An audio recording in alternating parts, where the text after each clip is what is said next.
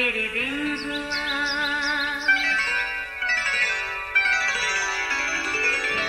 नया फिर दिन हुआ, पुरानी रात का करे सो शुक्र हम खुदा की जात का, खुदा की जात का नया फिर दिन हुआ।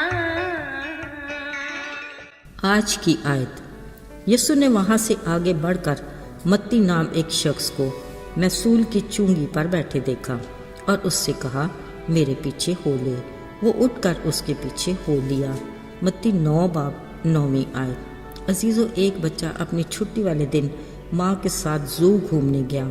वहाँ वो बड़े जानवरों को करीब से देखकर बेहद खुश था। वो इनके बारे में अपनी माँ से कई सवाल करता रहा, जिसका वो अच्छे से जवाब देती रही, जिससे बच्चा भी बहुत खुश था। अब वो एक ऊँट के बिल्कुल सामने खड़ा था। कुछ देर वो उसे बड़े गौर से देखता रहा, फिर बोला, माँ, ये ऊँट की कमर के ऊपर बड़ा सा क्या बना है? माँ ने कहा, बेटा, इसको कोहान कहते हैं। ऊँट को रेगिस्तान का जहाज भी कहते हैं।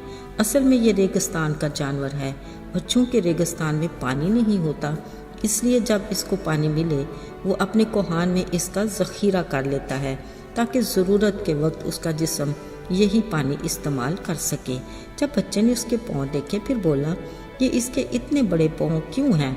माँ ने कहा, बेटा, इसको रेगिस्तान में लंबा सफ़र तय करना होता है। पाँव बड़े इसलिए ताकि वो आसानी से और ज़्यादा से ज़्यादा चल सके। बच्चा अभी तक ऊँट को बगौर देख रहा था। उसकी आंखों के सामने के बड़े बालों को देखकर फिर बोला, माँ, ये क्यों है? माँ ने बताया, बेटा, आपको पता है कि रेगिस्तान में रेत ही रेत होती है। उसकी आंखों के सामने बड़े बाल इसलिए कि उसकी आंखें रेत से महफूज रहें। बच्चा हैरत से ये सब कुछ सुनता रहा। फिर पूछा, माँ, ऊँट में एक ख़ास जगह में रहने के लिए इतनी ज़्यादा सलाहियतें हैं, इसको तो वहीं होना चाहिए।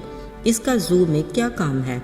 अजीज़ों, ये बच्चे का ऐसा सवाल था जिसका जवाब वो ना दे सकी, मगर हमारे लिए लम्हा फ़िक्रिया ज़रूर है। बिलाशुबा खालिक खुदा ने हर एक को ख़ास मकसद के लिए सलाहियतें अता की हैं। इसके लिए खुदा ने ऐसे मौके भी दिए हैं ताकि हम अपनी सलाहियतों को भरपूर तरीके से इस्तेमाल कर सकें। अजीज़ों, कफरनहुम के फाटक का इलाका बड़ा ही बारौनक था। इस चौकी पर साजो सामान के लदे कारवान जो दमिश्क से बड़ी शाहराह पर सफ़र करते यरूशलेम को जाते, हर सूरत वहाँ रुकते थे ताकि अपना दर आमदी टैक्स अदा कर सकें।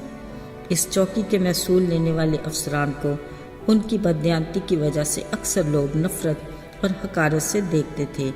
वो इसलिए कि वो रूमी सरकार को तो ठेके की मुकर्रर रकम अदा कर देते थे, बाकी रकम उनके ही खाते में जाती।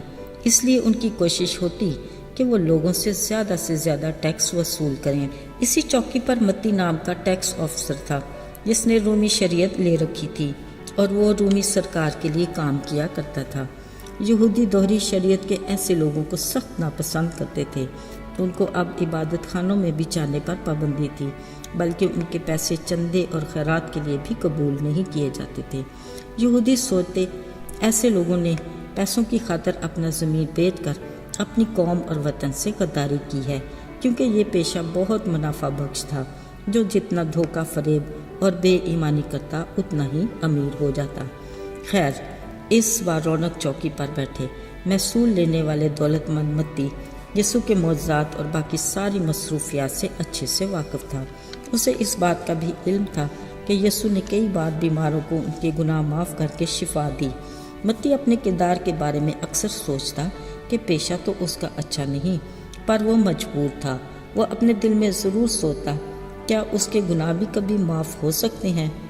इत्तफाक से एक दिन मत्ती महसूल लेने वाला अपनी चौकी पर बैठा सोच रहा था कि क्या ये यीशु किसी हकीर महसूल लेने वाले को भी मुआफ़ कर सकता है। अभी वो ऐसी गहरी सोचों में पड़ा हुआ था। अचानक उसे महसूस हुआ कोई उसकी चौकी के पास ही खड़ा है।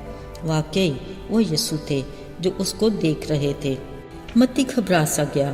ख्याल आया, यकीनन यीशु भी दूसरे लोगों की तरह उससे नफरत ही करते होंगे। मगर उसकी हैरत की इंतहा न रही जब उन्होंने नहायत शफ़क़त से कहा, मेरे पीछे हो ले। عزیزو، یہ سنتے اس کے دل میں ایک ہلچل سی پیدا ہوئی۔ متی نے فوراً تعمیل کی اور اپنا حساب کتاب بند کیا، قلم رکھ دیا اور اسی پل یسوع کے پیچھے ہو لیا اور یسوع کے باقی شاگردوں میں شامل ہو گیا۔ یوں اسے یسوع کے بے مثال حیرت انگیز اور عجیب فضل کا تجربہ ہوا۔ عزیزو، متی کے نام کا مطلب ہے خدا کا تحفہ۔ اس کا دوسرا نام لاوی بھی تھا۔ بلا شبہ متی کے دور کے لوگ یہ ضرور سوچتے ہوں گے، محصول لینے والا کبھی بدل سکتا نہیں، مگر یسوع نے اس کی صلاحیت دیکھ لی تھی۔ وہ ایک زود فہم، نظم و ضبط کا پابند، حساب کتاب میں اچھا اور کئی زبانوں پر عبور رکھتا تھا۔ یسوع نے اسے اپنے کام کے لیے استعمال کرنا تھا، اس لیے اسے محصول کی چوکی سے اٹھا کر نئے عہد نامے کی پہلی کتاب یعنی متی کی انجیل لکھنے کی تحریک دی۔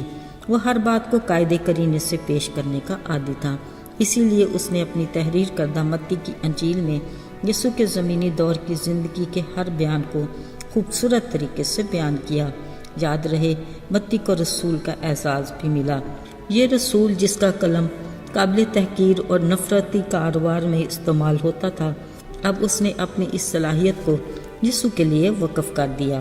عزیزو، آج خدا ہماری بھی صلاحیتوں کو درست جگہ پر ٹھیک کام کے لیے استعمال کرنا چاہتا ہے، بشرطے ہم بھی متی کی طرح یسوع کی بلاہٹ پر فوراً اس کے پیچھے ہو لیں۔ کاش ہم بھی سیموئیل کی طرح کہیں، آئے خدا فرما، کیونکہ تیرا بندہ یا تیری بندی سنتی ہے۔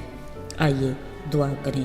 آئے خدا، ہم ہر پل تیری خدمت کے لیے تیار ہیں، تاکہ ہم تیری دی ہوئی صلاحیتوں کو تیری مرضی کے مطابق تیرے جلال کے لیے استعمال کر سکیں۔ ہم تیرے بڑے فضل کے منتظر ہیں۔ یسوع کے مبارک اور جلالی نام میں مانگتے ہیں، آمین۔